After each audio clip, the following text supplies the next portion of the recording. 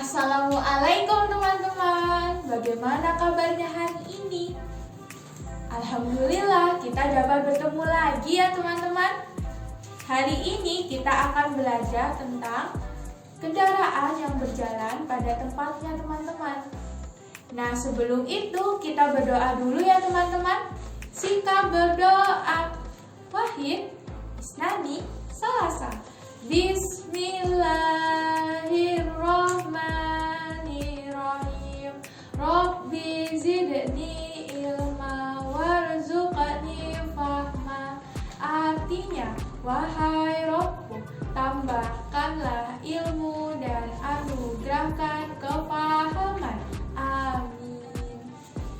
Ya teman-teman, beberapa minggu kemarin kita sudah belajar tentang berbagai macam kendaraan, baik di darat, di air, maupun di udara. Macam-macam kendaraan tersebut diciptakan oleh manusia untuk memenuhi kebutuhan kita. Manusia mampu menciptakan berbagai jenis kendaraan karena anugerah kecerdasan yang diberikan oleh Allah Subhanahu wa Ta'ala. Manusia bisa menyeberangi lautan menggunakan kapal, bisa terbang menggunakan pesawat, bisa menggunakan mobil dan motor untuk berkendara di darat, dan juga bisa menjelajahi ruang angkasa menggunakan kapal ruang angkasa. Semua kendaraan berjalan pada tempatnya masing-masing. Semua kendaraan itu, baik yang ada di darat, di laut, maupun di udara, mempunyai aturan tata tertib atau rambu yang harus dipatuhi. Ada banyak sekali rambu-rambu lalu lintas. Nah teman-teman, setelah ini kita akan belajar dan mengenal rambu-rambu lalu lintas yang ada di darat ya teman-teman. Yang pertama, kita akan belajar dan mengenal tentang rambu peringatan. Rambu ini dibuat untuk memberikan peringatan kepada pengguna jalan, seperti peringatan tentang kondisi jalan yang menikung, bergelombang, ada tanjakan, hingga jalan yang menyempit atau kemungkinan bahaya yang akan ditemui oleh pengguna jalan di lintasan jalan tersebut.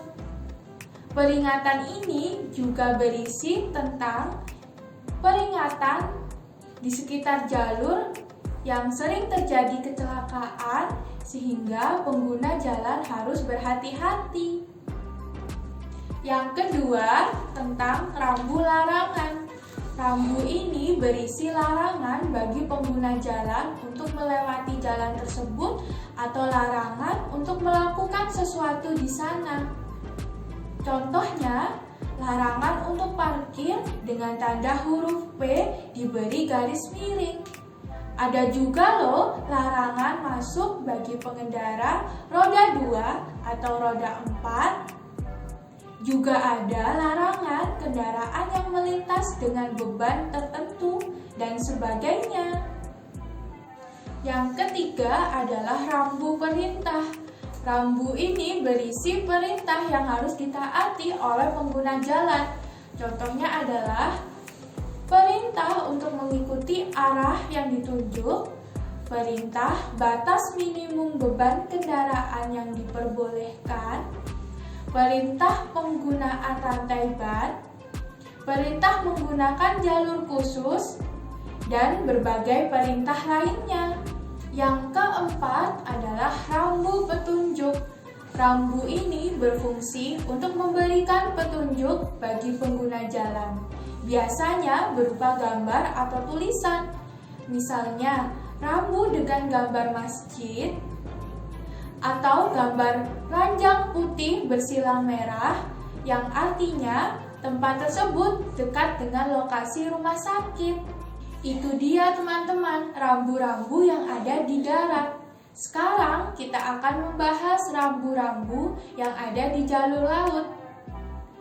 Untuk kendaraan yang berjalan di laut, fungsi rambu-rambu adalah untuk mengatur lalu lintas di laut demi keselamatan kegiatan pelayaran.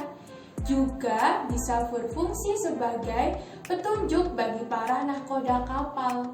Contohnya, rambu yang memberikan tanda di malam hari melalui lampu mercusuar. Ada juga rambu yang memberikan tanda melalui suara atau bunyi sebagai tanda saat laut gelap berkabut. Ada rambu yang memberikan tanda sebagai penuntun kapal saat melewati alur dangkal, mendekati perairan, atau selat sempit. Ada juga rambu tanda pintu masuk dan keluar pelabuhan. Kemudian ada rambu pengawasan daerah perbatasan atau jalur ramai pelayaran. Ada rambu tanda kapal tidak boleh melepas jangkar yang dapat merusak kehidupan di laut. Ada rambu yang berfungsi sebagai penanda batas dan arah serta posisi mata angin atau sebagai penanda area dalam dan dangkal yang berbahaya yang tidak boleh dilalui oleh kapal. Ada juga rambu yang memberi tanda area laut aman. Nah, itu dia teman-teman, rambu-rambu yang ada di jalur laut. Lalu bagaimana ya dengan lalu lintas di udara? Setiap hari ribuan pesawat terbang di langit. Pesawat-pesawat itu bukan hanya dari satu daerah, satu kota, atau satu negara teman-teman, tapi dari berbagai tujuan. Supaya tidak terjadi tabrakan antar pesawat, dibuatlah aturan penerbangan. Aturan ini harus dimengerti dan ditaati oleh kru pesawat maupun para pekerja di pengontrol lalu lintas di bandara. Seperti pesawat yang sedang mengudara harus berjalan di jalur penerbangan yang sudah ditentukan. Di bandara ada petugas yang memberikan layanan pemanduan lalu lintas di udara. Tujuannya agar pesawat dapat terbantu dari titik keberangkatan hingga tujuan. Mereka juga membantu mencegah pesawat udara agar tidak berdekatan satu sama lain sehingga mereka tidak bertabrakan. Para pemandu lalu lintas penerbangan juga membantu pilot dalam keadaan darurat, seperti memberikan informasi tentang cuaca, tentang navigasi penerbangan, dan tentang lalu lintas udara. Nah teman-teman, setelah ini kita akan membuat pesawat dari kertas origami ya. Nah teman-teman, sekarang kita akan berkreasi membuat pesawat dari kertas origami. Caranya seperti ini. Kita lipat dulu menjadi dua bagian.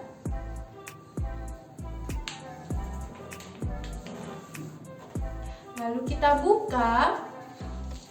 Lalu kita melipat, membentuk segitiga di salah satu ujung. Di ujung satunya juga ya teman-teman. Lalu kita lipat ke tengah, akan membentuk seperti ini.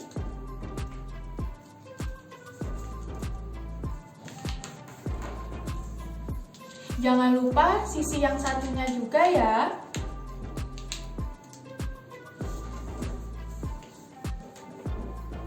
Lalu kita balik. Setelah kita balik, kita lipat ke ujung lagi.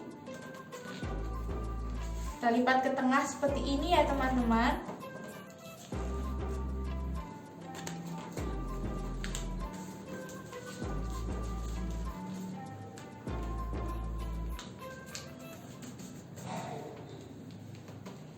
Lalu kita lipat ke tengah seperti ini. Lalu kita buka seperti ini teman-teman. Kita pegangnya seperti ini ya. Nah, sudah jadi teman-teman, pesawat dari kertas origami.